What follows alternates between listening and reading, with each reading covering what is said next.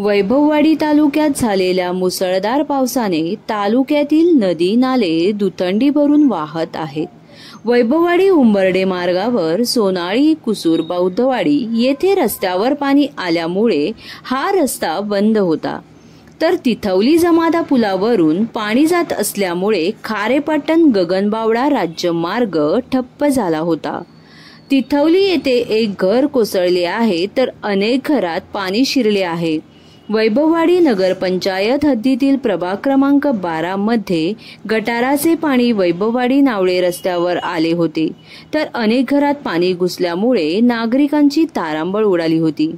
अरुणा धरण परिसरात मुसळधार पाऊस पडत असून अरुणा नदी काठाच्या गावांना पाटबंधारे विभागाकडून सतर्कतेचा इशारा देण्यात आला आहे। दिवसभर झालेल्या मुसळधार पावसाने जनजीवन विस्कळीत झाले आहे।